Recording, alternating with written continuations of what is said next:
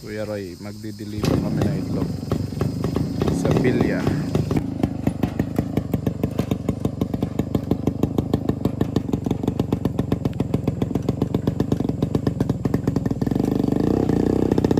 So guys, ayan, yan yung ating bagong gawang poultry. Yan yung piggery, ilagyan natin ng manok. Ayan.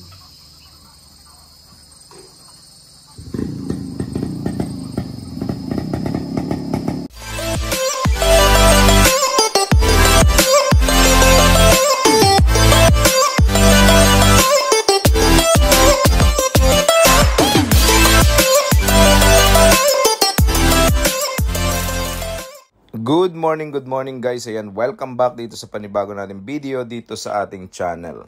Ngayong umaga na to ay pag-uusapan natin yung mga conditions ng mga manok natin. So nag-check ako dito ng mga nakaraang mga araw at nakita ko na merong mga manok na medyo mapuputla ang palong. Yung iba talaga ay halos wala ng kulay pula, pink na lang sila. So ngayong araw na ito, pag-uusapan natin kung ano yung mga supplements na pwedeng ibigay sa mga manok na medyo merong problema sa pamumutla ng palong o yung tinatawag nating anemia. So guys, ayan, mahalaga na minomonitor natin yung mga kalusugan ng ating mga manok dahil yan ang kanilang puhunan, yan ang kanilang magiging foundation para magbigay sa atin ng mga healthy at marami malalaking mga itlog, no? So araw-araw dapat chine-check natin. So yung mga manok ay pag mababa ang iron ay nagiging sanhi ng pagbaba ng immune system ng ating mga manok. So dahil mababa ang immune system, madaling magkasakit at yan din ay nagiging dahilan sa pagbaba ng production at saka sa pagliit ng mga itlog. So dapat lagi nating namomonitor. So yun guys, ang ating mga manok dito ay medyo mababa yung iron. So makikita niyo yan, sobrang putla na ng palong ng mga manok. So yan, medyo mababa ang iron ng mga manok natin na yan. So dito din, may mga mapupula pero medyo may mapuputla. Yan, maputla yung kanilang mga palong. So ibig sabihin yan, kulang sila ng iron. So yan, medyo mapula pero medyo maputla din. Ayan. Ayan. So ang gagawin natin, bibigyan natin sila ng supplement ng iron. So marami dito na medyo maganda ang palong pero mayroong iba na mapuputla. So ano yung mga dapat natin gawin diyan para maging healthy yung ating mga manok? Siyempre, pagka iron deficient yung mga manok ay may implication sa health yan ng ating mga manok. Kaya hindi lang siya bababa ang production, syempre mamamatay din yung ating mga manok, no? Malulumpo, ayan, tapos eventually mamamatay din. So ano yung ating pwedeng gawin? So meron tayo dito na produkto na binili. Ito. So guys, ayan,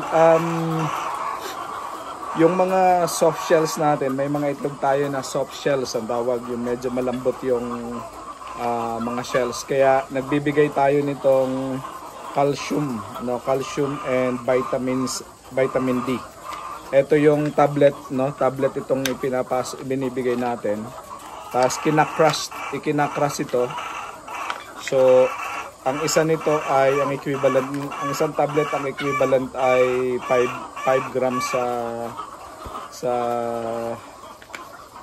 normal supplement. So 5 tablets dinudurog sa 1 galon na tubig, sa 4 liters na tubig. So ito pampakapal ng shells, no, para yung ating mga manok ay maging, yung mga itlog natin hindi masyado mabasag pagka gumugulong.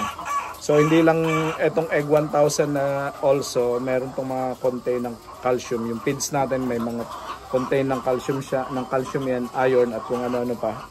So dito sa deficiency ng iron natin, ito yung supplements natin. So bumili tayo ng mga supplements. Ngayon lang to dumating, 4 yung binili natin. 100 na tablets bawat isa nito. So medyo matagal-tagal natin gagamitin. Ito ay iron, no, United Home ferrous fate iron. So ito ay ferrous fumarate ang content nito, ferrous fumarate. Ginagamit din ito sa tao. Actually this is pang tao, pang human consumption. Pero pwede din sa manok, no. So kung ang inyong mga manok ay kulang sa iron, medyo maputla ang mga palong, kita nyo yung mga lambi nila, sobra mapuputla.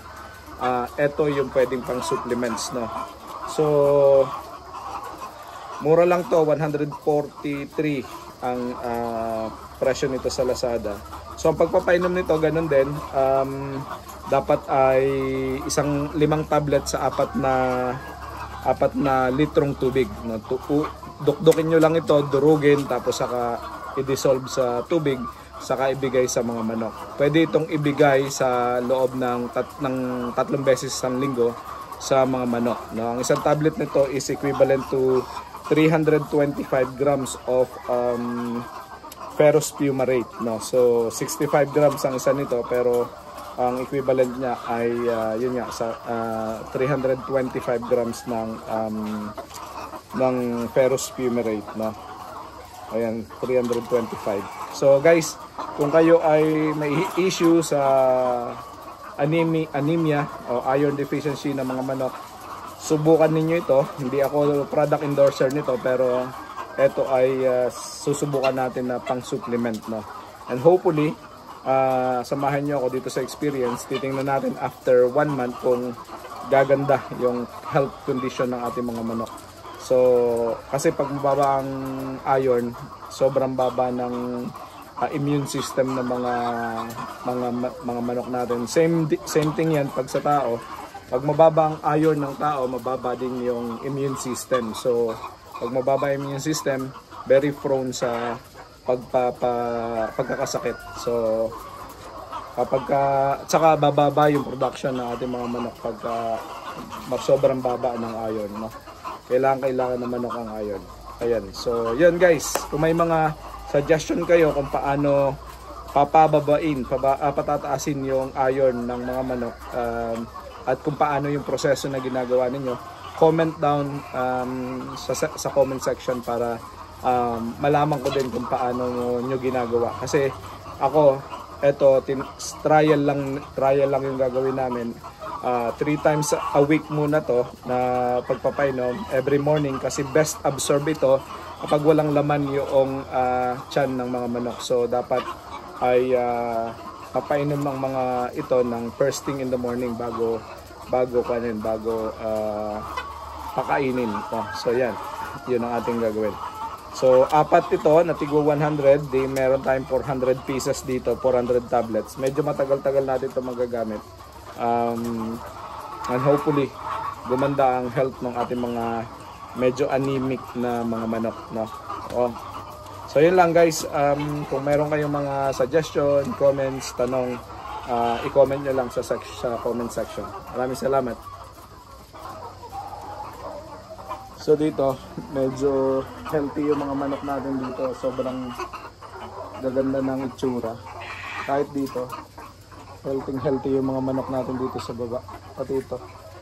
Ito mga medyo may edad na to. Yung 20 lang dito yung bago. Yung bago ay 20.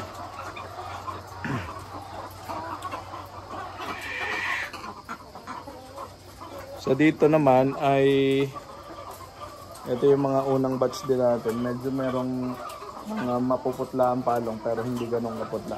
Yung iba naman magaganda naman ang mga palong. Mukhang healthy naman sila. Yan. Dami na nilang itlog, oh. Pwede na mamulot. Tuyong-tuyo yung kanilang mga drinkers. So pwede siguro tayo magdagdag ng tubig. So guys, ayan. So alam nyo na, na pagka medyo maputla ang palong ng inyong mga manok ay syempre mababa ang iron yan. Merong iron deficiency. So hopefully In this video ay nakapagbahagi ako ng konting kaalaman na makakatulong sa atin para alagaan ang ating mga manok at para maging healthy sila at maging productive. So kung kayo ay nakarating sa dulo ng video na to at nagustuhan nyo ang ating content ay sana po ay subscribe ninyo ang ating channel at i-click nyo din yung notification button nang sa ganon ay maging updated po kayo palagi sa ating mga ina-upload dito sa ating channel. So yan.